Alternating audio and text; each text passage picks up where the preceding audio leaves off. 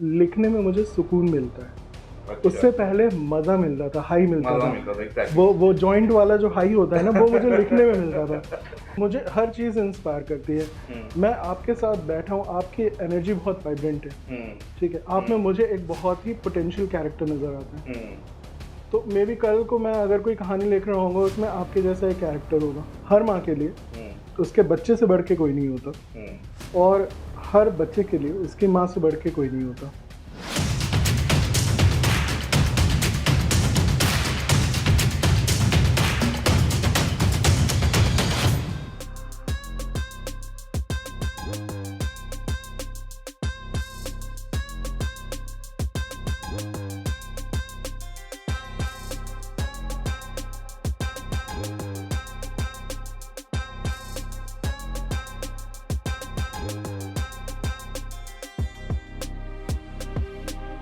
नमस्कार दोस्तों, आप सभी का स्वागत है एक बार फिर से कॉमिक्स एनिमल पर।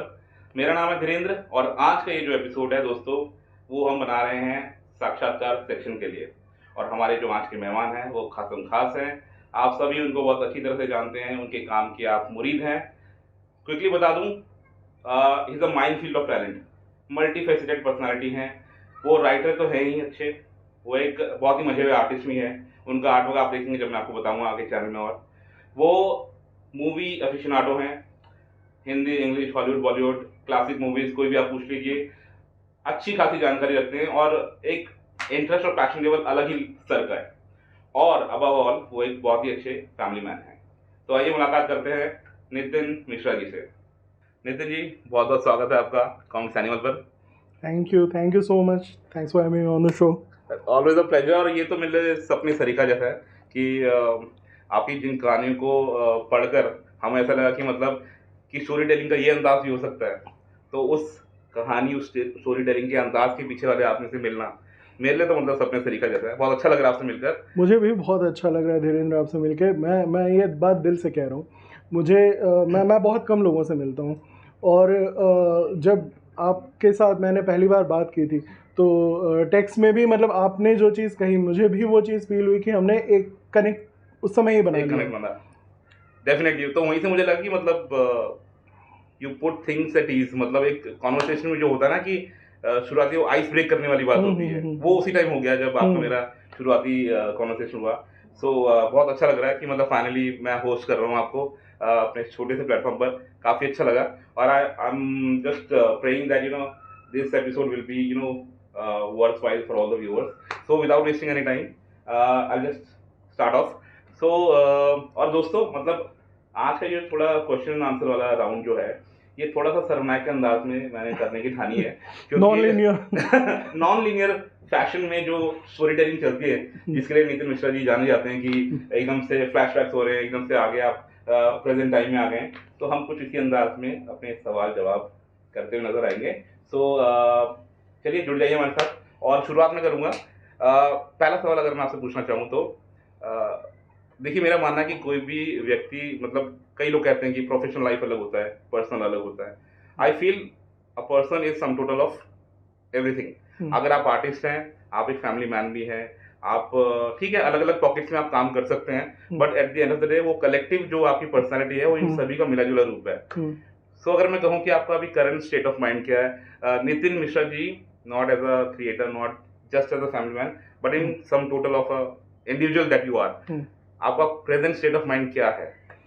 माई present state of mind is version 2.0. Okay, so that prompts me to ask you, what was how was version 1.0, मतलब how was it like? Version 1.0 was someone 2019 से पहले, pre-pandemic, and post-pandemic this is version 2.0. तो 1.0 कैसा था, थोड़ा सा झलक बताइए हमें। 1.0 थोड़ा कम बदमाश था और थोड़ा सेफ प्ले करने वाला था। अच्छा। एंड वर्जन 2.0 जो है वो बिल्कुल नो होल्ड्स बार्ड है। नो होल्ड्स बार्ड है, ये मतलब आप रिवर्स में मतलब एज कर रहे हैं। हाँ, यूजुअली मैं ये चीज़ ऐसे भी बोलता हूँ। देखिए, मैं हर किसी को बताता हूँ कि यार देखो, 40 में मैं चल रहा हूँ, दिमाग और दिल मेरा 20 वाला चलता है, शरीर 60 वाला चलता है। ये तालमेल बिठा लेते हैं आप इन तीनों में? हाँ, अगर सर्वनायक में तालमेल बिठा सकता हूँ, फिर मैं ये भी कर सकता हूँ। बहुत सही तरीके से चल रहे हैं। तो मतलब क्या चलता है मायने, मतलब कि are you at a safe zone in your life, मतलब you have reached a stage जहाँ पे आप थोड़ा मतलब एक काम और कंपोज्ड स्टेट ऑफ माइंड है, या अभी भी उतनी ही हलचल है जितनी कि 10 या 15 साल पहले हुआ करती थी? उससे ज़्यादा, उससे बहुत ज़्यादा। अच्छा। उससे बहुत ज़्यादा। मैं 10-15 साल पहले की अगर मैं बात करूँ, आई वॉज काम and composed, I was content. मुझे लगता था कि हाँ, जो मैं कर रहा हूँ ठीक है। अब मुझे लगता है जो मैं कर रहा हूँ ना, मुझे उसका 10 गुना अभी करना है। तो ये I think this is a writer speaking, कि दिमाग में जो हलचल 24 घंटे कुछ ना कुछ उथल-पुथल लगी रहती है। तो चलिए राइटिंग की बात चलिए, तो मैं आपसे जानना चाहता हूँ कि एक राइटर के लिए थोड़ा बहुत मैं भी लिखता हूँ, तो मैं थोड़ा रिलेट कर सकता हूँ, तो इसलिए आपसे पूछना चाहूँगा, आप तो एक बड़ा नाम है राइटिंग के इंडस्ट्री में, तो writing as a passion, writing as a refuge, जहाँ पे आप थोड़ा सा एक मतलब आपका एक क्या बोलते हैं उसको, एक हेवन होता है जहाँ पे अपना आपका मी टाइम होता है, सेफ प्लेस है, और इंस्पिरेशन। तो इन तीन चीजों को मतलब किस किस तरीके से आप राइटिंग आपको हेल्प करता है? पहले अगर पैशन से शुरुआत करें तो how did the passion come about for writing? Like शुरुआत कहाँ से हुई? शुरुआत बिल्कुल बचपन से हुई थी। मेरे नाना जो थे वो बेहतरीन स्टोरी टेलर थे। उनके पास किस्से और कहानियाँ, ये दोनों ही उनके पास भर भर के होते थे। और उनका कहानी और किस्से कहने का अंदाज जो था वो बहुत यूनिक होता था। तो वो उस समय से ही मेरी ग्रूमिंग चालू हो गई उनसे कहानियाँ सुनते सुनते, और मुझे पता नहीं चला मैं कब खुद कहानियाँ कहने लगना मैंने शुरू कर दिया। और वो धीरे धीरे मैंने 5th क्लास में जब मैं था तो मैंने राइटिंग स्टार्ट की थी, और उस समय मैं क्लास के बच्चों को, अपने दोस्तों को पढ़ के सुनाता था या उनको दे देता था पढ़ने के लिए, और वहाँ से फीडबैक मिलता था कि अच्छा लिखते हो। तो वहाँ से ही स्टार्ट हो गया था स्टोरी टेलर, मेरी जर्नी वहाँ से स्टार्ट हो गई थी। आई थिंक हमारा काफी एक रिच कल्चर भी रहा है इंडिया की बात करें तो, कि स्टोरी के माध्यम से कुछ भी चीज अगर बच्चों को पास ऑन करनी है, अगर अच्छा बुरा लाइफ में समझाना है, तो स्टोरी के माध्यम से होता है हमेशा। तो ये दादा नानी वाला जो जो जो जो है, आई थिंक इससे बहुत से लोग रिलेट करेंगे, क्योंकि हमारा भी बचपन लगभग ऐसे ही शुरू हुआ। दादा और दादी लोगों से हमने कहानियां सुनी है, और उसी के माध्यम से चीजों को समझा भी है। अब आप मुझे बताइए, ये तो आपको शुरुआती फेज था जहाँ पे आपको एनकरेजमेंट मिला कि आपकी टारगेट ऑडियंस थी आपके क्लासमेट से, जिनको आपने आस पास बिठा के कहानी सुनाई और अच्छा फीडबैक मिला। जब आप थोड़ा एस्टैब्लिश हो गए, मतलब इस माइंडसेट के साथ कि आप अच्छे राइटर तो हैं, आप में टैलेंट है, आपको एज अ रिफ्यूज कब से ये राइटिंग स्पेस लगने लगा? कि एक मेरा कहने का अंदाज ये है कि मतलब अगर आप प्रैक्टिकल लाइफ को देखेंगे तो बहुत डिफिकल्ट है, जो ये बाहर की जो दुनिया है, तो जो हार्श रियलिटीज हैं, उससे इतर एक रिफ्यूज के तौर पे आप राइटिंग को मतलब कब से आपने एक्सप्लोर करना शुरू किया? एक अलग से स्पेस बना के आप अपनी दुनिया में कब से रमना शुरू हुए? प्रोफेशनली मैंने राइटिंग स्टार्ट की थी इन द ईयर 2008। एंड जो आप रिफ्यूज वाली बात कह रहे हैं, वो फेज मेरी लाइफ में आया इन 2010 और 11। 10-11 से ये स्टार्ट हुआ था कि जब मुझे ये समझ में आया कि लिखने में मुझे सुकून मिलता है। अच्छा। उससे पहले मज़ा मिलता था, हाई मिलता था। exactly. वो जॉइंट वाला जो हाई होता है ना, वो मुझे लिखने में मिलता था। that tells a lot about you. जो भी रेफरेंसेस आप दे रहे हैं मैं आगे नहीं बोलूँगा। तो वो जो रिफ्यूज वाली फील आई, वो मैंने वो सुकून लिख के कोई चीज़, अपने जज्बात निकालने वाला जो सुकून मिला, वो 2010-2011 से मुझे। आप उसमें लगभग अर्ली 30s में थे या लेट 20s में? 2000 यार मेरी मैथ्स बहुत खराब है, वैसे को समझ लीजिए। अच्छा ठीक है। तो ओके, मैं कॉन्शियस भी हो जाता हूँ ना, मतलब ऐसे कोई एज ऐसे पूछ लेता है तो फिर मुझे लगता है ओ भाई अब जोड़ना पड़ेगा। चलो 30s मान लेते हैं। तो this was a time when you got really serious about writing as a profession, और इंस्पिरेशन कहाँ से आप ड्रॉ करते हैं राइटिंग के लिए? राइटिंग के लिए इंस्पिरेशन, ये बहुत मुश्किल सवाल है, बिकॉज मुझे हर चीज़ इंस्पायर करती है। मैं आपके साथ बैठा हूँ, आपकी एनर्जी बहुत वाइब्रेंट है, ठीक है, आप में मुझे एक बहुत ही पोटेंशियल कैरेक्टर नज़र आता है। तो मे बी कल को मैं अगर कोई कहानी लिख रहा होगा, उसमें आपके जैसा एक कैरेक्टर होगा। सर्वनायक 20 में आऊंगा भाई।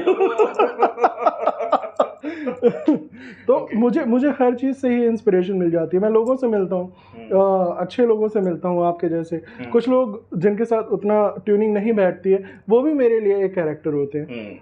मैं उनसे भी बहुत कुछ सीखता हूँ, बहुत कुछ। एग्जैक्टली। तो हर जगह से इंस्पिरेशन इस पर मैं एक इंसिडेंट बताता हूँ।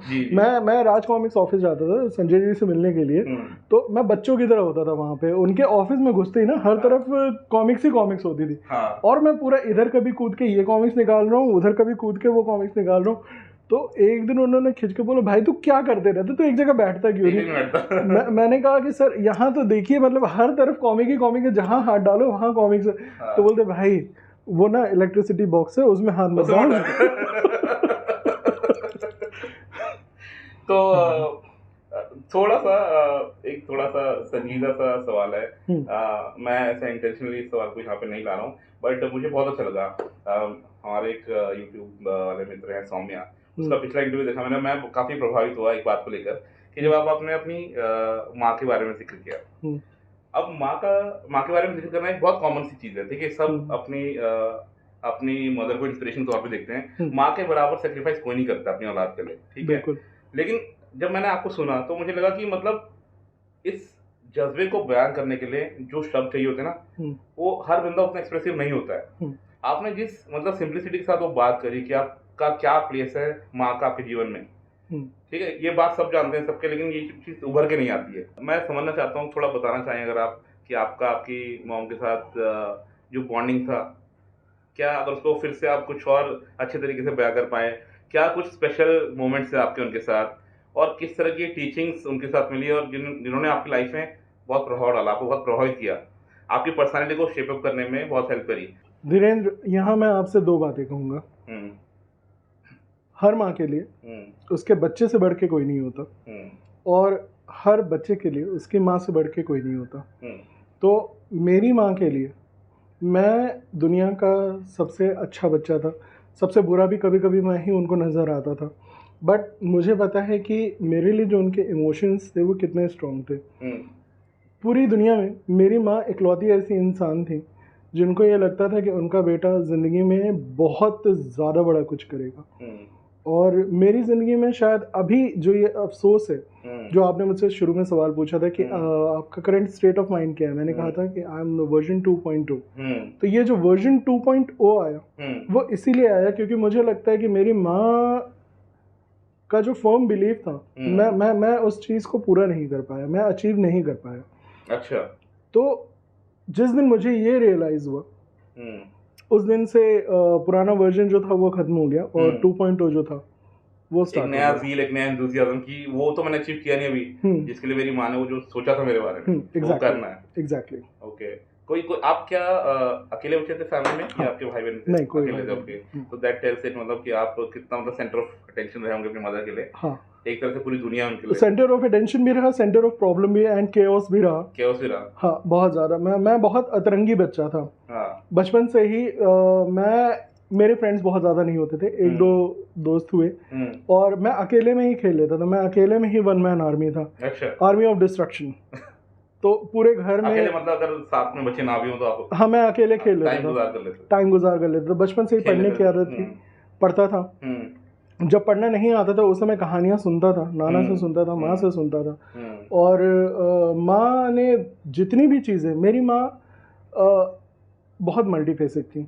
अच्छा। उनकी पर्सनालिटी जो थी वो she was very outspoken, very independent, strong independent woman, ठीक है। एट द सेम टाइम वो अपने बच्चे के लिए बहुत ज़्यादा प्रोटेक्टिव हो सकती थी और बहुत ज़्यादा कोवर्ट हो सकती थी। अच्छा। तो ये चीज़ें, जो ये गुण थे ना, उन्हें ज़िंदगी में ये लगता था कि ये लड़का जो इतना अतरंगी है और जो बिल्कुल बात नहीं सुनता, कहना नहीं सुनता, अपने मन की करता है, ये दुनिया में कैसे चलेगा। हाँ। ये दुनिया में कैसे चलेगा।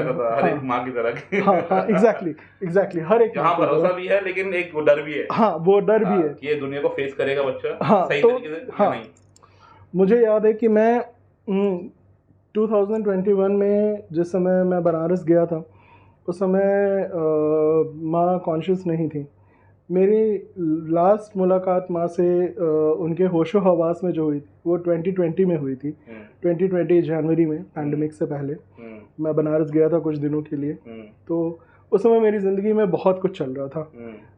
I think it was the hardest phase of my life. और बहुत सारे प्रॉब्लम्स एक साथ थे, including drugs, alcohol, smoking, and bad career choices and lot of things. तो मैं इनमें से किसी के बारे में भी मेरी माँ को नहीं पता था कि मेरी ज़िंदगी में क्या चल रहा है। बस उनको मुझे देख के इतना पता था कि कुछ गलत हो रहा है, कुछ सही नहीं चल रहा है। तो उन्होंने मुझे आखिरी सीख जो दी थी वो ये दी थी कि बेटा ज़िंदगी है तो दुश्वारियाँ आएंगी। ऐसा कभी नहीं हो सकता कि तुम्हारी ज़िंदगी या किसी की भी ज़िंदगी में कोई मुश्किल ना आए। तो लेकिन ऐसा कभी नहीं होगा कि तुम उन मुश्किलों से बाहर नहीं निकलो। खुद पे उतना भरोसा करना जितना मुझे तुम पे है।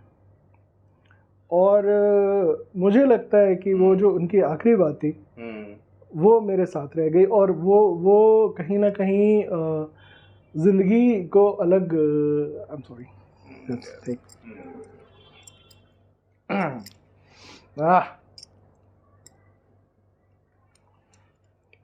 हाँ जी। तो दैट आई थिंक वहीं से आपके वर्जन 2.0 की शुरुआत हुई। और आई कैन अंडरस्टैंड आप उस मोमेंट पे जो इमोशनल हुए। माँ शब्द एक ऐसा है कि अपने आप में सारे इमोशंस समेट कर बैठा है। बिल्कुल। और कई बार ऐसा ही मौका भी आता है कि पूरी दुनिया को भले ही आप पे भरोसा ना हो, लेकिन माँ एक ऐसी व्यक्ति होती है आपके पास जिसको पूरा भरोसा होता है आप पे। धीरेन्द्र, मैं आपको एक किस्सा और बताता हूँ प्लीज। ये मेरे बचपन का किस्सा है।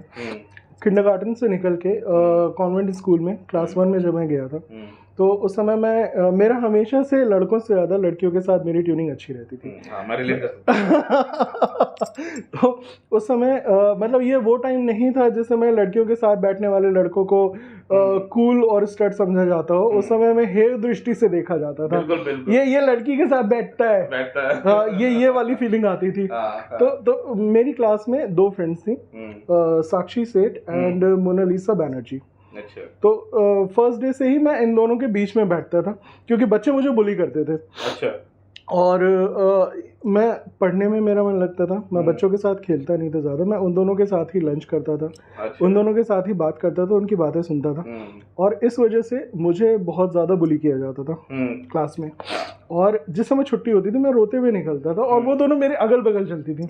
माँ आती थी मुझे स्कूल से लेने के लिए। और क्या कर रहे हो तुम? You are adding to the misery. एक तो बुली कर रहे हैं, ऊपर से साथ में चल रही दोनों लड़कियां।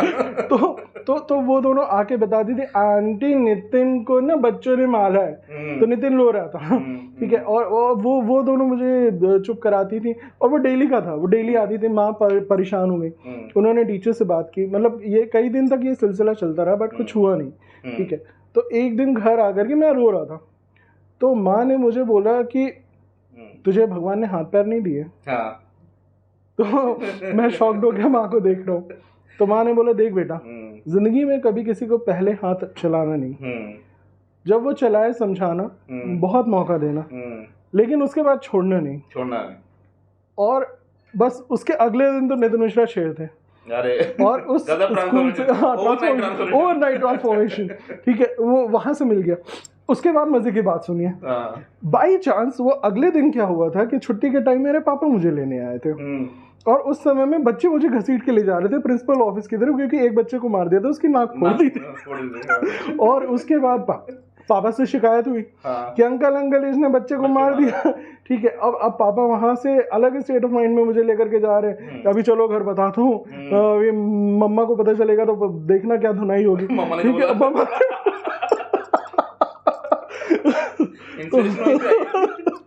तो खैर वो दिन था। मैं उस स्कूल से 10th करके निकला।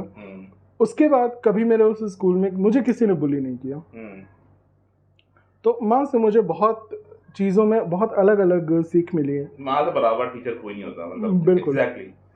आई एम सॉरी मैं इन मोमेंट्स को टच कर रहा हूँ, बट देन मैं अभी अपनी मदर के काफी क्लोज हूँ, तो मैं बस आपसे थोड़ा सा जानना चाह रहा था, जो आपने लास्ट पार्टिंग मैसेज था आपकी मदर का आपके लिए, क्या, क्योंकि वो आपका सबसे डिस्टर्बिंग फेस ऑफ लाइफ था, तो जब आपकी मदर एक्सपायर हुई, आई थिंक 2020 में, 21 में, मार्च तो 2021, हाँ मार्च 2021 में, सो वो तो बड़ा टफ टाइम रहा होगा आपके लिए, मतलब एकदम बिखर से गए होंगे, तो आपने अपने आप को पिकअप कैसे किया? क्या उसी मैसेज के साथ जो उनका पार्टिंग मैसेज था, मतलब वो शुरुआती जो फेज था उसको आपने ओवरकम कैसे किया? मुझे लगा मैं कभी नहीं कर पाऊंगा। मार्च में माँ के डिमाइस के बाद मैं यहाँ लौट के आया था अप्रैल में। अच्छा। और अप्रैल में आने के बाद मैंने अपने आप को कन्फाइन कर लिया इस रूम में। इस रूम में कोई नहीं आता जाता था, मैंने किसी को एंट्री नहीं अलाउ की थी। मेरा अपना अलग ही सेल्फ आइसोलेशन चल रहा था पैंडेमिक का। और सारे सोशल मीडिया हैंडल्स डीएक्टिवेट कर दिए थे, काम बंद कर दिया था ऑलमोस्ट। मैं कोई काम नहीं कर रहा था और मुझे लगा मैं ज़िंदगी में कभी कर भी नहीं पाऊंगा। इस स्पेस से निकलने में मुझे 1 साल लग गया, काम करने में।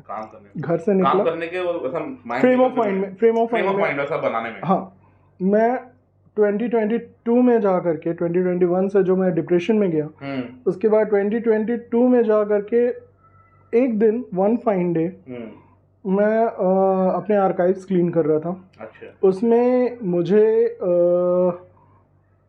बहुत कम लोग जानते हैं, ना के बराबर लोग जानते हैं कि ये वो टाइम था 2022 में जिस समय मुझे सोराइसिस एंड सोरियाटिक अर्थराइटिस का अटैक हुआ। ओके। एंड वो डिप्रेशन से लड़ते लड़ते अब मैं सोरियाटिक अर्थराइटिस से लड़ रहा था। और मैं ऑलमोस्ट बेड रिडन था। मेरे हाथ पैर नहीं चलते थे, मैं वॉकिंग स्टिक लेके किसी तरीके से चलता था। और एक दिन, मतलब मैं पहले गिटार बजाता था। तो और मुझे लगता है जब मैं बहुत ज़्यादा इमोशनली डिस्टर्ब होता था मैं गिटार प्ले करता था। तो एक दिन जब मैं गिटार प्ले करने की मैंने कोशिश की तो मेरी फिंगर्स जो थी वो इतना स्टिफ थी कि मैं कॉर्ड्स नहीं प्ले कर पाया। तो उस दिन मैं टूटा, मैं बहुत रोया उस दिन रात में। मेरे पास माँ की दी हुई एक डायरी, उस डायरी के पीछे भी एक किस्सा है, थोड़ा लंबा किस्सा है। तो वो डायरी मेरे पास है और मुझे लगता है जब भी मुझे अपने दिल की बात माँ से करनी होती है तो मैं उस डायरी में लिखता हूँ। तो उस दिन रात में मैंने उस डायरी में लिखा कि माँ मुझसे अब और बर्दाश्त नहीं होगा। और अगले दिन मैंने जो भी राइटिंग की थी उसमें मैं सारे आर्काइव्स डिलीट कर रहा था अपने। और उसमें वीरगति का लिखा हुआ एक मेरा प्रोज था, वो मेरे सामने आया। चिता से उठते पलाश के फूलों में नहीं, तो मेरी रूह आपके विश्वास में बसती है। ये प्यार आपका मिटने नहीं देता दुनिया से, कुछ ऐसी ढीठ हमारी हस्ती है। और बस फिर वो मतलब मुझे भी पता है वो वहाँ पे इमोशन सिर्फ काम करते हैं, बट हाँ वो मेरे लिए था कि वो माँ का साइन था मेरे लिए कि नाउ इट्स टाइम, अब निकलो इससे, लड़ो इससे। अब जैसा उन्होंने आपके लिए सोचा था, जैसा चाहा था, उसको पाने की कोशिश करो। तो वहाँ से मतलब फिर आपने संबल मिला, फिर आपने वापसी करी। फिर सबसे पहले तो जंग थी अपने आप को खड़ा करने की। तो सोरियाटिक अर्थराइटिस एंड सोराइसिस से जंग शुरू हुई। एंड उसके बाद डिप्रेशन से निकलना, डिप्रेशन से निकलने के बाद वापस मैंने अपने सारे कॉन्टैक्ट्स, इवन मैंने अपने प्रोफेशनल कॉन्टैक्ट्स खत्म कर दिए थे सारे। जो भी काम में मेरे ऑनगोइंग प्रोजेक्ट्स थे मैंने वो सारे टर्मिनेट कर दिए थे। तो उसके बाद फिर मैंने वहाँ से स्टार्ट किया and that is when I started कथा सारथी। कथा सारथी की भी शुरुआत वहीं से हुई। वाह, कथा सारथी के बारे में भी हम बात करेंगे, बस थोड़ा सा बात है। ये बात मेरे को यहाँ बहुत अच्छी लगी, मतलब you had hit the lowest एब इन योर लाइफ उस टाइम पे, और उसके बाद से जो इंस्पायरिंग वर्ड्स है आपकी मदर की तरफ से और आप ही के लिखे हुए पुराने प्रोज की तरफ से, तो किस तरह से मतलब फिर वहाँ से नई बिगिनिंग हुई कि यहाँ से अब इससे नीचे तो जाना ही नहीं है, मतलब अब जो भी है ऊपर उठना है इस सिचुएशन से। काफ़ी इंस्पायरिंग लगा मेरे को आपका ये चीज़ करके। तो बहुत बहुत धन्यवाद अपने लाइफ का इतना थोड़ा सा मतलब इंटेंस और थोड़ा सा पर्सनल चीज़ शेयर करने के लिए। But I think a lot of people will you know take inspiration from this episode. ये लाइफ में अक्सर काफ़ी लोगों के साथ होता है, काफ़ी लोग इस बारे में बात नहीं करते हैं। पुराना ज़माना और था कि मतलब सोसाइटी थोड़ी खुली थी, लोग अपनी दुख परेशानी शेयर कर लिया करते थे। डार्क फेसेस हर किसी की लाइफ में होते हैं, पर्सनल लॉस काफ़ी लोग फेस करते हैं। Almost every person goes through these moments. ये तो नियति है, जो आएगा जो जाएगा। लेकिन लड़खड़ाने के बाद किस तरह से संभलना है, फिर आगे बढ़ना है, ये भी थोड़ा सीखने वाली बात है। सो चलिए थोड़ा इस फेज से थोड़ा बाहर निकलते हैं, वापस लाइट कर दे माहौल को। आप पता नहीं सरनायक स्टोरी टेलिंग में किस तरह से करते हैं, आपका जो स्टोरी अंदाज है, मैं थोड़ा स्ट्रगल कर रहा हूँ, बट एनीवे वापस से राइटिंग की तरफ आते हैं। आप मुझे बताइए कि आपका राइटिंग के करियर की शुरुआत कैसी, क्या वो राज कॉमिक्स के साथ हुई या उससे पहले भी आप कुछ एक काम किसी और कैपेसिटी में पहले कर चुके थे? राइटिंग के लिए चाहे वो मतलब मेन स्ट्रीम राइटिंग हो या फिर कॉमिक्स की राइटिंग हो, शुरुआत कहाँ से हुई आपकी? मैंने कुछ लोकल मैगजीन्स आती थी, उनके लिए मैं आर्टिकल्स लिखता था। इसके अलावा आर्ट जर्नल्स आते हैं, तो आर्ट जर्नल्स पे मैं राइटिंग करता था। वो कम्प्लीटली मतलब वो नॉन फिक्शनल, वो सारी चीज़ें जो होती थी वो आर्ट रिलेटेड होती थी, आर्ट हिस्ट्री रिलेटेड होती थी, तो इस तरीके की राइटिंग मैं करता था। इसके अलावा जिस समय मैं क्लास 10th 11th 12th 3 साल बनारस में एक सिटी टाइम्स मैगजीन निकलती थी, तो उसमें मैं एक रेगुलर कॉलम चलाता था। वो super hero kind of stuff था, तो वो स्ट्रिप निकलती थी, वो मुझे लगता है बाई मंथली मैगजीन थी, उसमें मैं करता था। अच्छा, और उसके बाद फिर राज कॉमिक्स के साथ कब से जुड़ना हुआ आपका? 2007 में मैं राज कॉमिक्स से जुड़ा था एज एन आर्टिस्ट। अच्छा, हाँ। तो मैंने 2007 में योद्धा से बनाना शुरू किया, अपना करियर एज एन आर्टिस्ट से स्टार्ट किया, एंड 2008 से मैं एज अ राइटर उनके लिए काम कर रहा था। तो मतलब ये आपने मतलब दोनों ही जो एरियाज हैं, चाहे वो राइटिंग हो गया फिर चाहे वो आर्टिस्ट्री हो गया, स्केचिंग पेंटिंग हो गया, आप दोनों में सिद्धहस्त मालूम पड़ते हो, लेकिन शुरुआती फेज में आपका झुकाव किस तरफ ज्यादा था, राइटिंग की तरफ या आर्ट की तरफ? मेरे लाइफ एंड करियर डिसीजंस हमेशा ही बहुत रैंडम होते हैं, तो और मुझे लगता है मैं थोड़ा सा मैं अपने आप को ज़रूरत से ज़्यादा करके आंकता हूँ हमेशा। मुझे लगता है मैं सब कर सकता हूँ, ठीक है, वो करने के बाद पता चलता है अच्छा ये थोड़ा कम कर सकता हूँ, ये इतना भी नहीं कर सकता हूँ जितना सोचा था। लेकिन मुझे मतलब वो चीज़ अभी भी होती है कि चलो ये करके देखते हैं यार, ठीक है, तो वो अच्छा थॉट प्रोसेस है। हाँ, इसमें अगर आप यहाँ ना भी पहुँचो, हाँ, कहीं तो पहुँच जाएंगे, कहीं तो पहुँचोगे, और एग्जैक्टली पहुँचना काफी अच्छा रहेगा कि एम फॉर हायर जैसे कहते हैं, तो कहीं ना कहीं तो पहुंचोगे आप, और जहां पहुंचोगे वो भी बेहतर होगा। बहुत कम लोग जानते हैं कि 2004 से मैं बनारस में अपनी खुद की एडवर्टाइजिंग एजेंसी रन कर रहा था, जो कि 2004 से 2006 तक मैंने चलाई है। 2007 में मैंने उसको रैप अप किया, बिकॉज वही मैं बहुत ज़्यादा समय तक टिक के एक काम नहीं कर सकता, मुझे मोनोटोनी नहीं चाहिए ज़िंदगी में। तो एक सेम पैटर्न ऑफ वर्क वहाँ पे था, बिकॉज आपको चैलेंजिंग नहीं था, हाँ, बिकॉज एडवर्टाइजिंग में मुझे कभी नहीं, हालांकि मैंने अप्लाइड आर्ट्स जो है, अप्लाइड आर्ट्स में 2 डिवीजन होते हैं, एक आपका एडवर्टाइजिंग होता है, दूसरा इलस्ट्रेशन होता है। तो मास्टर्स जब मैंने किया तो मैंने इलस्ट्रेशन में किया, but I was equally good in advertising. तो स्टिल एडवर्टाइजिंग फर्म रन करने के बावजूद मुझे उसमें वो हाई भाई जॉइंट वाला हाई नहीं मिला। अभी तो नहीं, आपने कुछ रोल कर रखा वो इंटरव्यू के बाद दोनों भाई मिलकर करते हैं। मेरे को इनिशिएट कराओगे इसमें। सब मतलब ऑफिशियली रिकॉर्ड हो रहा है, कल अगर मतलब people find out about this so they know what was the phase when it started. Anyway, so Sanjay ji से आपकी जो मुलाकात हुई, ये मैं इसलिए पूछता हूँ क्योंकि संजय जी ना, मतलब जो कॉमिक्स का जो पूरा आप टाइमलाइन देखें इंडियन कॉमिक्स में, सो वो कांस्टेंट रहे हैं, मतलब राज कॉमिक्स जो है वो कांस्टेंट रहा है। तो सभी कलाकारों का at different stages of their life एक कुछ ना कुछ यादें, मोमेंट जुड़ा हुआ है, वो उनसे जरूर जुड़ा है। बिल्कुल। सो मुझे कुछ वो मोमेंट्स बताइए शुरुआती फेज। देखिए, उनकी जो ये टैगलाइन है ना, मैं कॉमिक्स हूँ, तो वो कॉमिक्स हैं। लाइक अगर कॉमिक्स पर्सोनिफाइड अगर कोई होगा तो that is mister Sanjay Gupta.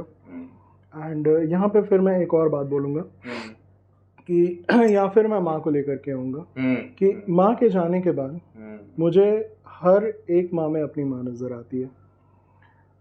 मैं किसी भी औरत से, डजेंट मैटर किस एज ग्रुप की है, but if she is a mother, मुझे उसमें वो अपने माँ की झलक नज़र आती है। तो माँ का पर्सोना जो होता है वो होता है कि आप हर एक स्त्री में अपनी माँ देख सकते हैं।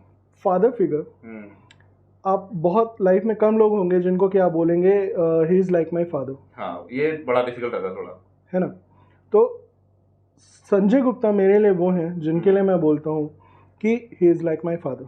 मेरे फादर के बाद वो ओहदा, वो स्थान मैंने अपनी ज़िंदगी में अगर किसी को दिया है तो वो मिस्टर संजय गुप्ता को दिया है, एंड वो कोटि कोटि डिजर्व करते हैं।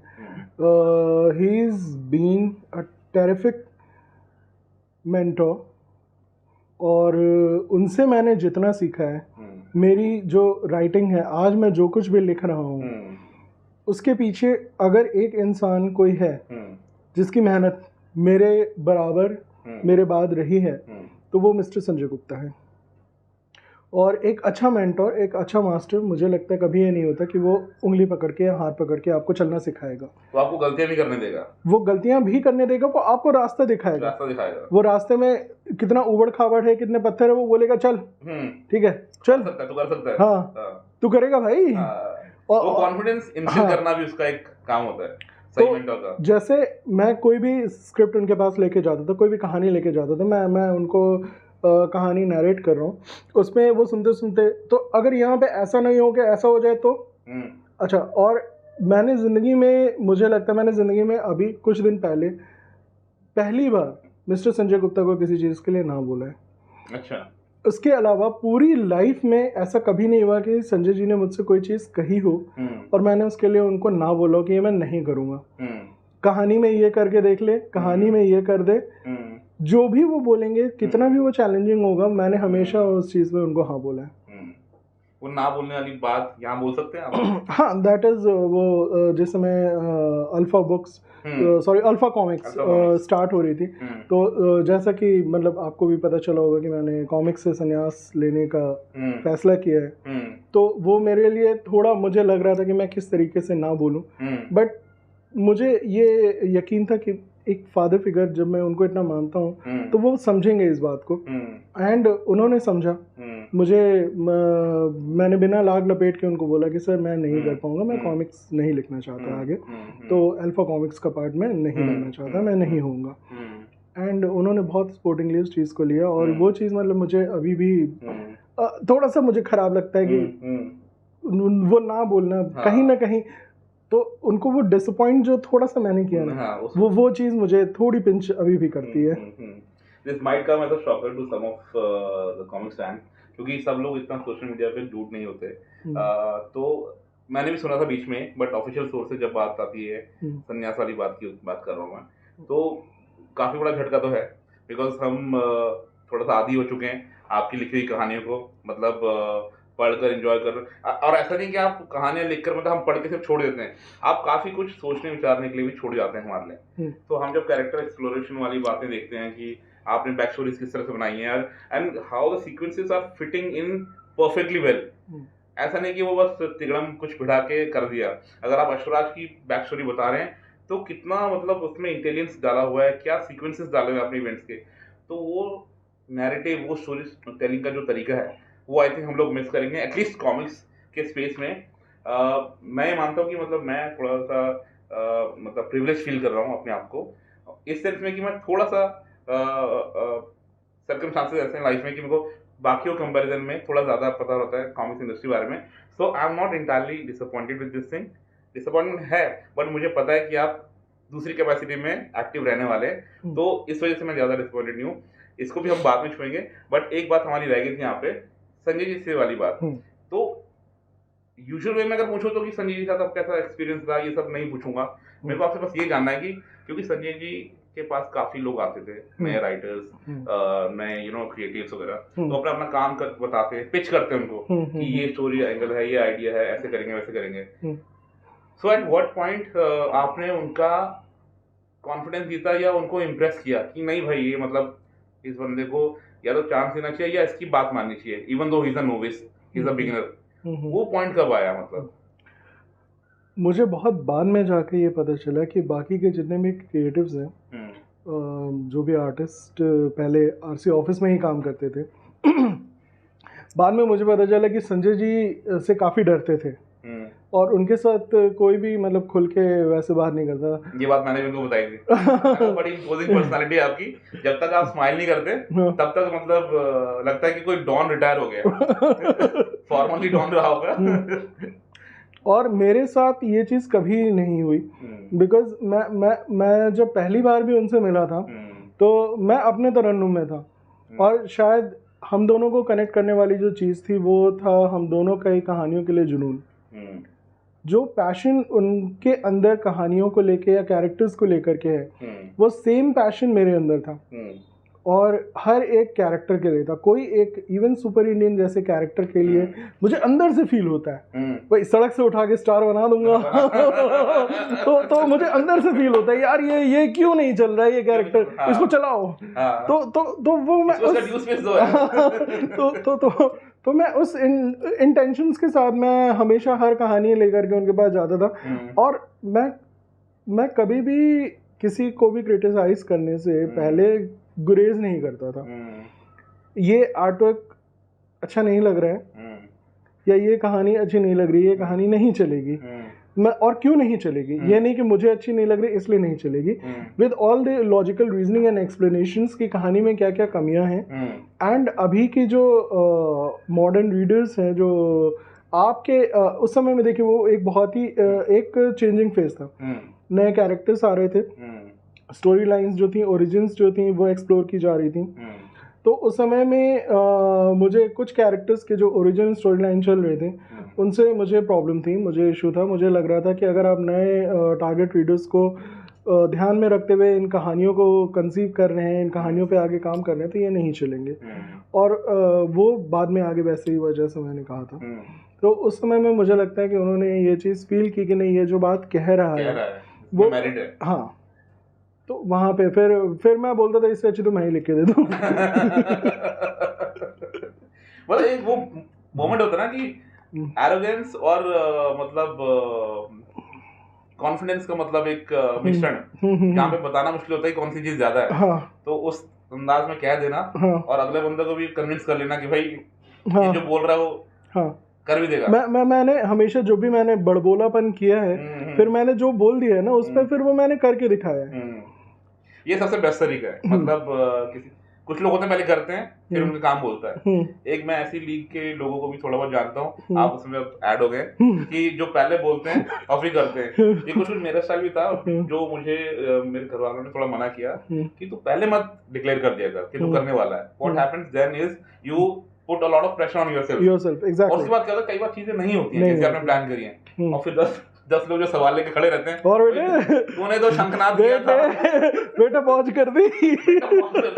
और वो मैं छोटा सा एग्जांपल देता हूँ। एक कोई ट्रिप थी, उसके बारे में मैंने काफी बात कर दी थी कि I am looking forward to it, ये कर दूंगा वो कर दूंगा, और वो ट्रिप फॉर सम रीजन नहीं हुई and it was a foreign trip. ठीक है, वो नहीं हुई। उसके बाद से मैं एक दिन में ही उभर गया था उस फेज से, मगर कुछ बदमाश दोस्तों ने मुझे 2 महीने उभरने नहीं दिया उस बात से। हर दिन कचोट के पूछते थे क्या हुआ भाई, इसका शॉपिंग कर ली थी, क्या रह गया क्या नहीं रह गया। एनीवे, सो आप एक फैमिली मैन हैं, मैं उसके बारे में थोड़ा जानना चाहता हूँ। थोड़ा सा आप अपने बैकग्राउंड के बारे में और अपने बच्चे के बारे में थोड़ा बताएं। किस तरह से, मतलब देखो एक फैमिली नॉर्मल फैमिली है, बट एक आर्टिस्ट के आसपास ना फैमिली थोड़ी डिफरेंट होती है। बिल्कुल। कितनी डिफरेंट है वो बताइए आप। देखिए बहुत ज़्यादा डिफरेंट होती, अतरंगी होती अगर मेरी वाइफ खुद प्रोफेशनल आर्टिस्ट नहीं होती तो। और स्तुति मेरा जितना भी केओस है ना उसको बैलेंस कर देती हैं। वो इतनी काम एंड कंपोज पर्सनालिटी हैं, और she is the one who takes the charge. वो घर कैसे चलेगा उनके हिसाब से चलता है, ये कमरा छोड़ के ये कमरा मेरे हिसाब से चलता है। ये भी आपका वहम है। मतलब मेरे हिसाब से चलने दिया जाता है। मतलब ये भी बहुत बड़ी बात है कि आपकी जो वाइफ्स होती है ना वो आपको ऐसा फील करने देती है कि आपकी चल रही है। हाँ, तो मैंने ये ना बना के रखो, देखो ये कमरे में मेरी चलेगी, ये मेरा डैन है। हाँ, ये मेरा डैन है। हाँ, इसके बाहर मैं पूछने नहीं जाता।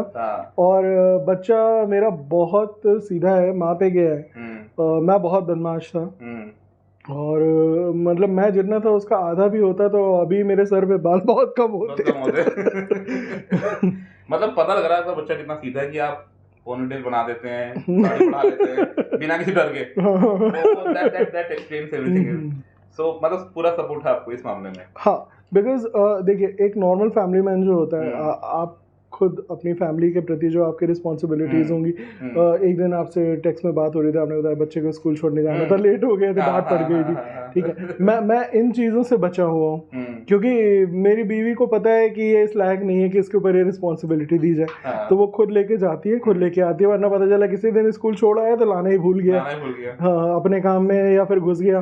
अच्छा, मेरे साथ ये भी चीज़ है कि आज मैं यहाँ पे हूँ, अचानक रात में मुझे लगेगा यार अब मुझे ट्रैवल करना चाहिए, तो जब अर्लीस्ट टिकट मिलेगी मैं टिकट निकालूंगा और उसके बाद मैं निकल लूँगा, मैं बता दूंगा मैं ना जा रहा हूँ ठीक है, तो वो एक लुक आएगा मुझे, तो वापस कब आओगे, ठीक है, अभी वो टिकट ली नहीं है, देखता हूँ। अच्छा, वो वापसी के टिकट डिपेंड करता है कि वापस कब आओगे, किस टोन में पूछा गया है, ठीक है, अगर मतलब नॉर्मली हाँ कैजुअली पूछेंगे हाँ देखता हूँ, ठीक है, और अगर वापस कब आओगे बस अभी एक वीक में आता हूँ वापस।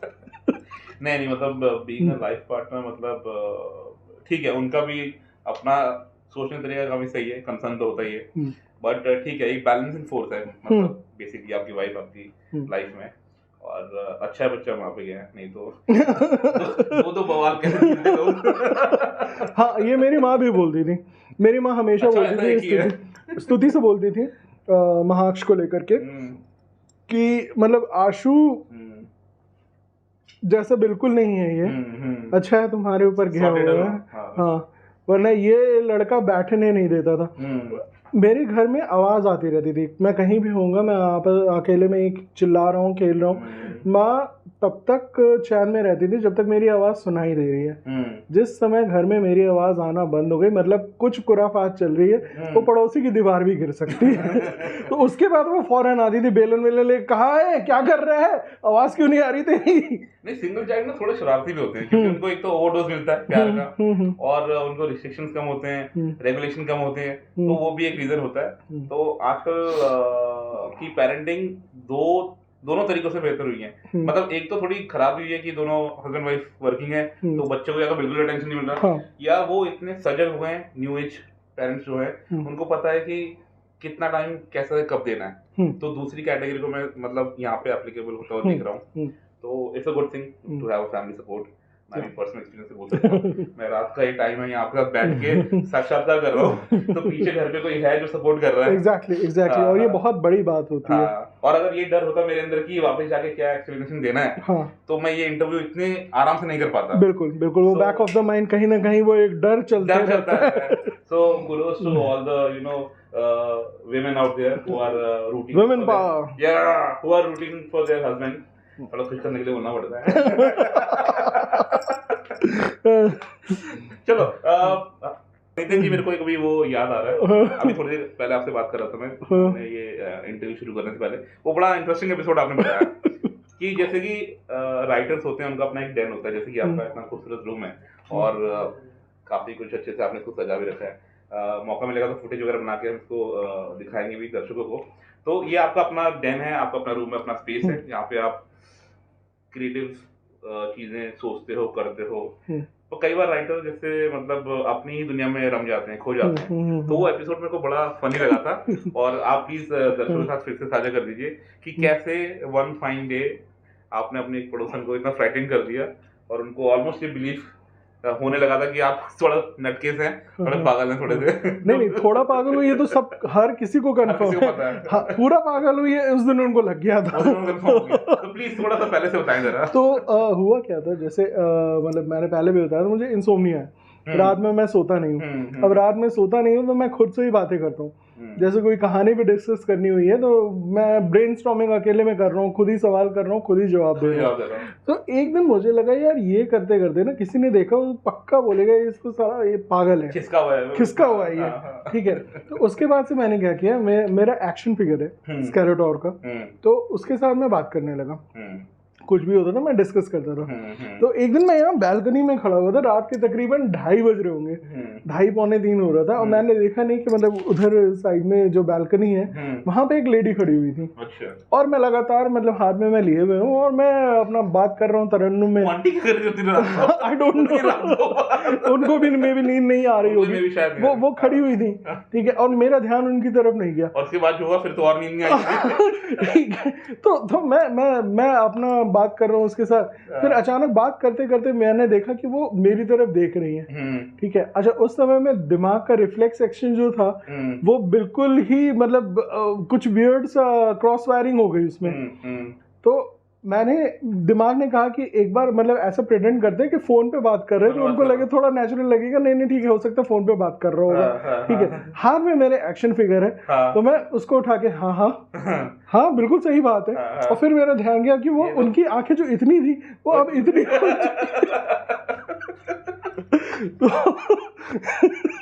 मतलब नेक्स्ट डे आप अपनी बिल्डिंग की चर्चा का विषय बन गए होंगे। थैंकफुली उसके कुछ दिनों बाद वो यहाँ से शिफ्ट हो गए। मैं आज तक सोचता हूँ कि मतलब क्या वो रीजन रहा होगा। नेक्स्ट डे आपका दूध वाला जो भी मतलब प्रोविजन सप्लाई करने वाला था आया था, नहीं आया था दरवाजा? नहीं, मैं कभी दरवाजा खोलने नहीं जाता। मैं हमेशा स्तुति को भेजता हूँ, क्योंकि कई बार ऐसा होता है ना कि मैं जाता हूँ तो वो लोग देख करके डर के भाग जाते हैं। नहीं, वो आपके दरवाजे वो बकेट लगा हुआ ना, जैसे कोई प्रोविजन का सामान लेके आता होगा, तो ये आपका ये वाला किस्सा सुनने बाद नहीं आया होगा 2-4 दिन तक। बट ठीक है। सो नितिन जी, मुझे ना बड़ा इंटरेस्टिंग लगा आपका प्लेटफॉर्म जो है कथा सारथी, उसके बारे में कुछ बताइए आप। कथा सारथी, जैसे कि मैंने कहा कि मतलब एक डिप्रेशन फेज से निकलने के बाद जब आप उभर रहे थे वहां से, आपने कहा था उस फिर आपने जब रिवाइवल हुआ आपका 2.0 हाँ, तो फिर वहां पे आपने कथा सारथी शुरुआत करी। वहां से सबसे पहली कहानी जो मैंने लिखी थी, मुझे डिप्रेशन फेज में जब मैं था, मुझे लग रहा था कि मैं कुछ लिख नहीं पाऊंगा। मतलब प्रोफेशनल कमिटमेंट्स जो थे उनमें जो काम कर रहा था सो कर रहा था, बहुत कम ही काम कर रहा था उस समय में। मैं अपने लिए मैं कुछ नहीं लिख रहा था उस फेज में। तो पहली कहानी जो मैंने सोची, मेरे दिमाग में आई, वो थी जेम्स गन कौन है।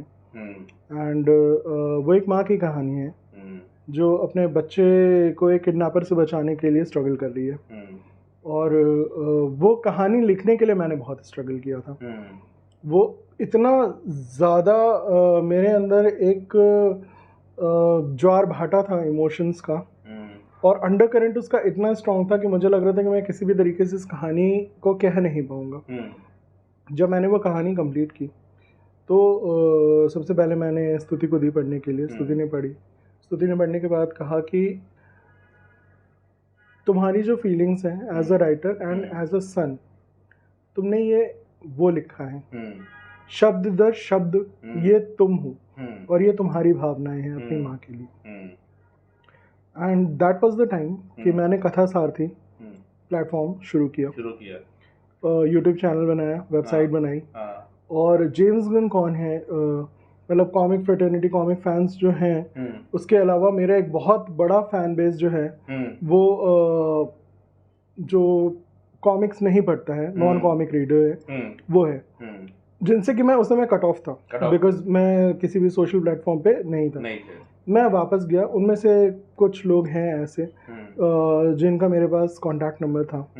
मैंने उनके साथ कॉन्टैक्ट किया, मैंने उनको इन्फॉर्म किया that I am trying to make a come back and मैं ये कहानी लिख रहा हूँ, प्लीज़ आप इस वेबसाइट पे जाइए। मैंने पर्सनली मैसेज किया लोगों को कि प्लीज़ आप इस वेबसाइट पे जाइए, मेरी वेबसाइट है, मैं ये कहानी लिख रहा हूँ, इस कहानी को पढ़िए। मुझे लगा था कि शायद इक्का दुक्का लोग पढ़ेंगे, और मुझे लगा नहीं था कि मुझे उस पर कोई रिस्पॉन्स मिलेगा।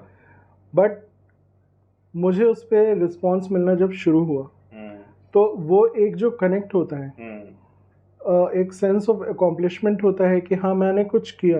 मैं जो कहानी कहना चाहता था, मेरे अंदर जो जज्बात थे जो मुझे कहीं ना कहीं चैन नहीं लेने दे रहे थे, उनको कहने के बाद शायद मैं उन लोगों के साथ जुड़ा हूँ जो वो वही फील कर रहे हैं जो मैं फील कर रहा था।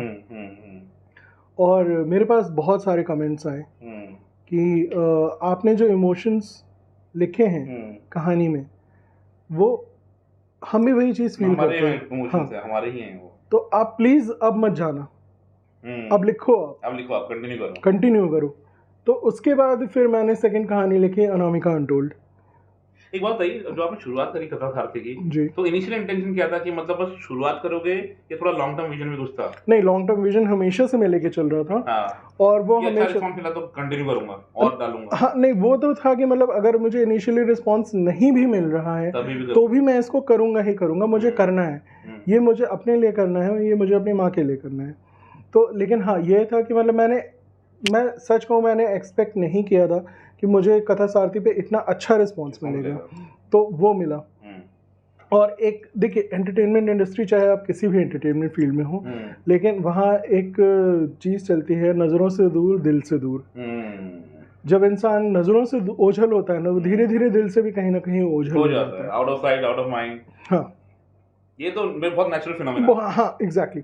तो मैं इतने टाइम बाद, ऑलमोस्ट 1 साल के बाद, 1 साल मुझे फिर बाद में बहुत सारे फैंस थे, उन्होंने बोला कि हम आपके पर्सनल मैसेजेस चेक करते थे, इनबॉक्स देखते थे कि शायद आपकी तरफ से आए, आपको सर्च करते थे, आप किसी भी सोशल प्लेटफॉर्म पे नहीं थे, आप बस आप चले गए, आप ऐसे ही चले गए, तो ये मत किया करो। मैंने कहा ये सही में मैं मानता हूँ, ये मैं हम्बली माफ़ी मांगू, ये मेरा दायित्व बनता है और मैं इसीलिए वापस आया हूँ। और इस बार मैं नहीं जाऊँगा। जो मेरी कहानियाँ हैं, जो मेरी अधूरी कहानियाँ हैं, चाहे वो कॉमिक हो या कॉमिक के अपार्ट फ्रॉम कॉमिक मेरी जो दूसरी राइटिंग्स है, जो भी मेरी एक कहानी चल रही, ही लव्स मी नॉट, वो समझ लीजिए कि जो सर्वनायक को लेकर के फीलिंग्स है लोगों की कि ये कंप्लीट कब होगी, प्लीज इसे कंप्लीट कर दो, ठीक है। लगभग वैसे ही फीलिंग। हाँ, ही लव्स मी नॉट के लिए भी मैंने वही भसड़ मचा के रखी हुई है, वहां भी जो है तो वो मैंने कहा कि ये मेरा दायित्व है, अगर मैंने कोई कहानी कहना शुरू किया है तो एक स्टोरी टेलर होने के नाते ये मेरा फर्ज बनता है कि मैं उस कहानी को कहना खत्म करूं, तो वो मैं करके ही जाऊंगा। तो दोबारा से रिट्रीट कर रहा हूँ, कॉमिक्स से संन्यास लेने वाली बात पे ज़्यादा डिसअपॉइंटेड मत होना आप लोग, क्योंकि दायित्व वाली बात हुई है। जो भी ऑनगोइंग सीरीज चल रही है इनकी द्वारा शुरू की गई वो कंप्लीट होंगी, सरमाया के सारे पार्ट कंप्लीट होंगे और बाकी और भी कहानियाँ जो पैरेलली चल रही हैं वो भी कंप्लीट होंगी। और उसके बाद आप भी इनको रिस्ट्रिक्ट मत करिए, आपका नजरिया ना थोड़ा सा ब्रॉडन करिए। आप इनको सिर्फ बकेट मत करिए कि कॉमिक्स राइटिंग के स्पेस में ही। मैं आपको सजेस्ट करूंगा और बहुत स्ट्रांगली रिकमेंड करूंगा, इनफैक्ट कथा सारथी नाम से आप अगर गूगल पे जाके टाइप करें, इनका एक प्लेटफॉर्म है, शानदार कहानियां वहाँ पे। आप जब वो कहानियां पढ़ेंगे ना तो आपको खुद अपनी सोच पर अफसोस होगा कि मैंने नितिन जी को सिर्फ कॉमिक्स के ही मतलब एक लिमिटेड स्पेस में क्यों देखा, जबकि the whole big world out there is waiting for a lot of stories to be told from his lenses. तो आप उसको एक बार देखिए, मजा आएगा आपको, आपका वो जो एक्सपीरियंस है उसको साझा भी करेगा आप मुझसे, नहीं तो कम से कम इनके प्लेटफॉर्म पे करिएगा, क्योंकि वो फिर डायरेक्ट कनेक्ट होगा तो बात वहां से आगे बढ़े तो मजा आएगा। और सारी स्टोरीज कंप्लीट होंगी, डोंट वरी। उनको भी as an artist, as an individual grow करने का मतलब एक नेचुरल फ्लो होता है। ये लाइफ में जब आप प्रोग्रेस करते हो आगे जाके तो आपको कुछ बड़ा करना, सिमिलर चीज कौन करना चाहता है, और वो भी जब आप उस चीज को आप अच्छी तरह कर चुके हो। आपने देखा होगा कितने आयाम इन्होंने एक्सप्लोर कर डाले।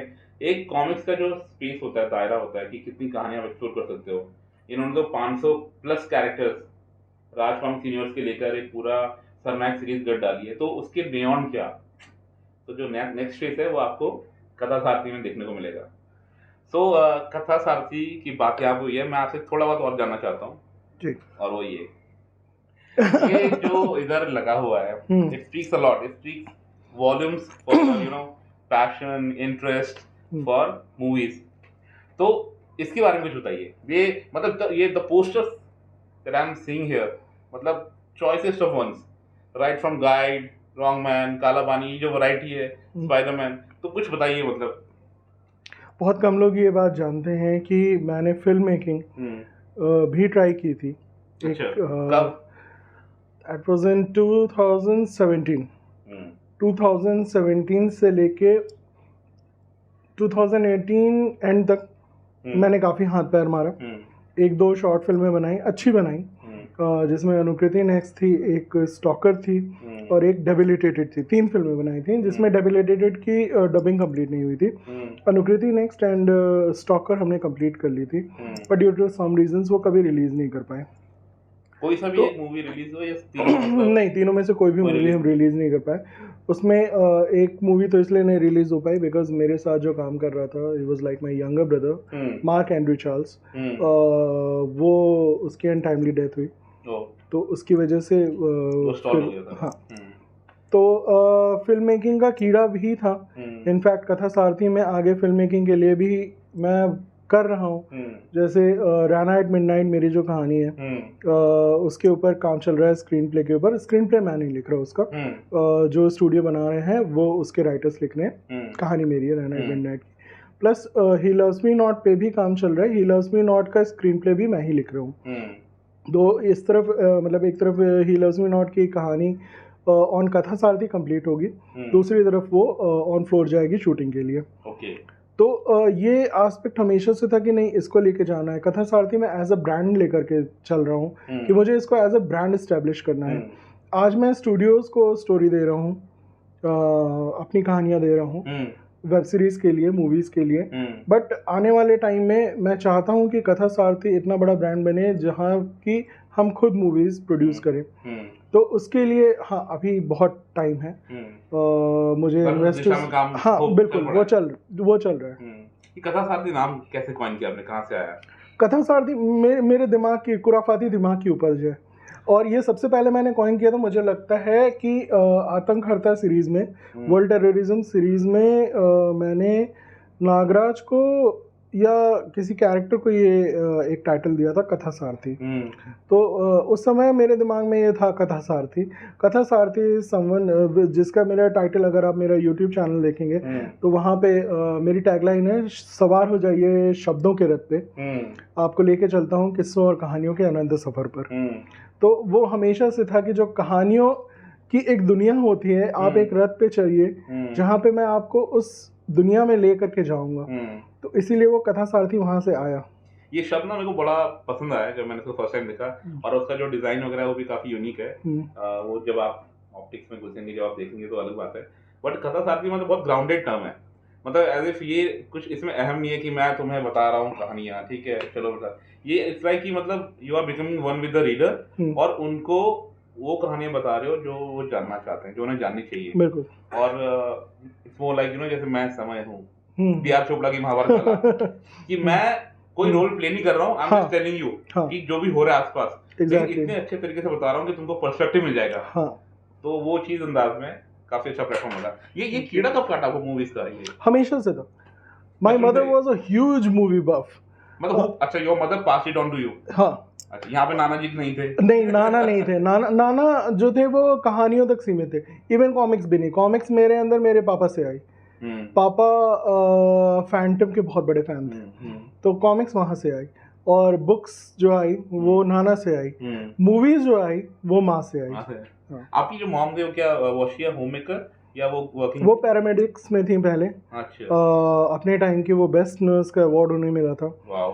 एंड फिर मेरे होने के बाद मैंने, मतलब मैं फुल टाइम जॉब था। हाँ बिल्कुल। तो अभी भी तो उसके बाद से फिर उन्होंने बस मुझे ही झेला है। हाँ, नहीं ये भी काफी मतलब एक इंसाइट देता है ना कि उनको भी काफी एक्सपोजर अपने टाइम में मिला, जो फिर आगे पास ऑन हुआ आपको। So lovely guys, I just show it all of these posters, जो भी यहाँ पे कॉमिक्स से जुड़े, मूवीज से जुड़े पैराफर्नेलिया रखे हैं, आपको दिखाऊंगा जरूर मैं। So now I just conclude this interview. तो मैं चाहता हूँ कि आप इसको कंक्लूड करें, और एक एट ह्यूमन लेवल अगर कोई आप मैसेज देना चाहते हैं, I don't want you to give any message, just मतलब जैसे आप कॉमिक्स लिखते हैं, कॉमिक स्ट्रीम में आपको सुन रहे हैं, उस सेंस में नहीं, मतलब like just as a human being, because life is much more than these things. आप काफी कुछ देखते हैं लाइफ में, तो लाइफ का जो कैनवस है बहुत बड़ा है। तो फ्रॉम ह्यूमन टू ह्यूमन आप क्या एक मैसेज पास ऑन करना चाहेंगे? ओके, वो मैसेज देने से पहले मैं एक बात कहना चाहूँगा। धीरेन्द्र, ऑब्वियसली आपके ज़िंदगी में भी ऐसे लोग होंगे जिनसे आप बेइंतहा मोहब्बत करते होंगे। लव एंड हेट, ये दोनों इक्वली स्ट्रॉन्ग इमोशंस होते हैं एंड वेरी कंटेजियस। आप पर्सनली, आप जिस इंसान के साथ प्रेम रखते हैं, प्रेम मतलब सिर्फ वही वो हस्बैंड वाइफ या फिर गर्लफ्रेंड बॉयफ्रेंड वाले प्रेम की बात नहीं कर रहा हूँ। आपका प्रेम आपके संतान के प्रति, आपके माता पिता के प्रति, आपके भाई बहन के प्रति, आपके मित्र के प्रति भी हो सकता है। तो जो आप वो प्यार रखते हैं ना किसी भी इंसान से जो आपका बहुत आत्मीय जुड़ा होगा, उस इंसान के कोई ना कोई एक हैबिट, पर्सनालिटी ट्रेट्स धीरे धीरे हम एक्वायर करते हैं। हाँ। सिमिलरली अगर आप किसी से बहुत ज़्यादा बेइंतहा नफरत करेंगे, आपको पता नहीं चलेगा, बट आप उस इंसान का भी पर्सनालिटी ट्रेट कोई ना कोई जिससे अननोइंगली आप कर रहे हैं, जिसको मे भी शायद उस पर्सनालिटी ट्रेट को ही आप बहुत ज़्यादा नफरत करते हो या चढ़ते हो, उस इंसान के उस आदत से, उस हरकत से वो आदत आपके अंदर आ रही है। ठीक है, तो मैं हमेशा ये कहता हूँ कि कभी भी किसी से, हर इंसान जैसे आपके प्यार का हकदार नहीं होता, वैसे ही हर इंसान आपकी नफरत का भी हकदार नहीं होता। तो अगर आप किसी से बहुत ज़्यादा नफरत करेंगे तो आप धीरे धीरे वैसे ही बन जाएंगे। तो इसीलिए नफरत मत कीजिए, बी इम्पैसिव। अगर आपको कोई इंसान पसंद नहीं है, that doesn't, life and people are not black and white. हर किसी के अंदर राम और रावण हमारे खुद के अंदर है। हम ही राम हैं, हम ही रावण हैं। हम अपने अंदर राम को बड़ा करते हैं या हम अपने अंदर रावण को बड़ा करते हैं, वो डिफाइन करता है कि एज अ पर्सन हम क्या हैं। किसी एक की कहानी में मैं राम हो सकता हूँ, किसी एक की कहानी में मैं रावण हो सकता हूँ, और दोनों का मिक्सचर भी होता है। ग्रे शेड लिए हो सकता हूँ, 50 शेड्स ऑफ ग्रे के साथ हो सकता हूँ। वहाँ उसका भी मैं खत्म करूंगा, भी बताऊंगा जो आपने टच किए 50 shades of grey, that has a linkage to Katha Saar. So nice message that love और हेट मतलब सही प्रोपोर्शन में करो, इतना नहीं कि वो मतलब ओवरवेलमिंग हो जाए और वो चीज नुकसान दे आपको। बिल्कुल, मुस्कुरा दीजिए यहाँ पे। तो गाइस, मैं अभी इन्होंने 50 शेड्स ऑफ ग्रे की बात करी और आप काफी मॉडर्न एज ऑडियंस हैं, you know what the reference is all about. इनका जो प्लेटफॉर्म है कथा सारथी, वहाँ पर ही इज अ वेरी मतलब बहुत मंझे हुए आर्टिस्ट हैं। तो अगर आप इंस्टाग्राम पेज पे जाओगे या फिर इनके प्लेटफॉर्म पे भी, तो काफ़ी आप life style, you know, portraits वगैरह देखोगे फीमेल एनाटॉमी के ऊपर। मैं बहुत केयरफुली अपने वर्ड्स चूज कर रहा हूँ। तो वहाँ पे इरोटिका अगर वर्ड से आप लोग वाकिफ हैं या समझते हैं इस सब्जेक्ट को, फिर तो ठीक है। लेकिन अगर आप किसी और लेंसेज से देखेंगे तो आपको बहुत मतलब सेंसेशनल स्टफ नजर आएगा, बहुत ऑब्सीनिटी नजर आएगी आपको उसमें। और ऐसा भी हो सकता है कि आपके अंदर का प्रूडिश आदमी जाग जाए और 200 साल पुराना विक्टोरियन आदमी जाग जाए, बोले भाई क्या क्या बेहूदगी है ये, क्या गंद मचा रखी है ये, क्या मतलब is this the way to portray, you know, women. So पहले से ही मैं आपको मतलब कैविएट दे रहा हूँ, अगर ऐसा थॉट प्रोसेस है तो वहाँ मत जाइएगा। बाकी कहानियां लाजवाब हैं। हाँ, अगर आर्ट की आपको समझ है, आप वहाँ जाइए, उसके आगे मुझे कुछ नहीं कहना है। आप देखेंगे, एंजॉय करेंगे, बस।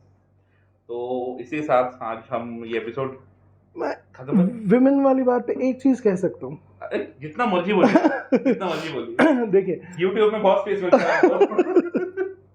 विमेन वाली बात पे मैं कहूँगा, मैं एज एन आर्टिस्ट मुझे इंस्पिरेशन सिर्फ 2 चीज़ों से मिलती है, नेचर से और दूसरा उससे जिसे नेचर ने अपनी प्रतिकृति में बनाया है, दैट इज विमेन। लवली। और मैं जिस समय पोर्ट्रे करता हूँ, एक न्यूडिटी हमेशा सेक्सुअल नहीं होती। न्यूडिटी बहुत कुछ दिखाती है। न्यूडिटी आपकी स्वतंत्रता दिखाती है, आपकी उन्मुक्तता दिखाती है, आपकी बोल्डनेस दिखाती है, आपका फियर दिखाती है। आप हर किसी को आता है, मुझे लगता है आपने भी कभी ना कभी सपना ऐसा देखा होगा जहाँ पे मतलब आपको लग रहा है कि आप न्यूड स्टेट में हैं और लोग कहीं आपको देख रहे हैं, ठीक है, दैट ट्रिगर्स योर फियर। तो न्यूडिटी अपने साथ साथ बहुत कुछ दिखाती है।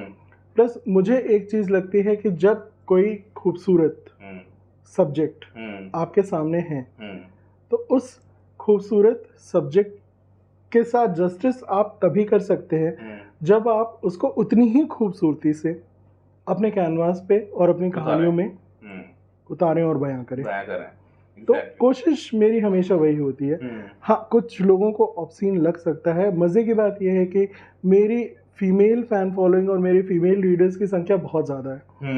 तो आज तक मुझे किसी ने नहीं बोला, एक लड़की या एक महिला की तरफ से मुझे ये कमेंट नहीं आया कि आप ओवरडू कर रहे हैं या बहुत गलत तरीके से दिखा रहे हैं, something like that. Even he loves me not completely एक तरीके से इरोटिका है। और उसका सबसे बड़ा जो रीडर फैन बेस है वो that is my female readers. Nice. तो आपको जो मतलब उन्होंने इस बात को वैलिड घोषित कर दिया है, तो बाकी लोगों से क्या डरना? डरता तो मैं ऐसे भी नहीं हूँ। नहीं, थोड़ा दिखाना चाहिए। हाँ, मैं डर गया। थोड़ा मुझे डर है, थोड़ा सा है। अरे नहीं, तो समाज बड़ा जालिम है। वो बोलेगा अगर डरता नहीं, इसको डराने वाले काम करते हैं। ऑस्कर वाइल्ड ने एक चीज कही थी, a society can forgive its criminals but a society can never forgive its dreamers. Its dreamers, people who dream.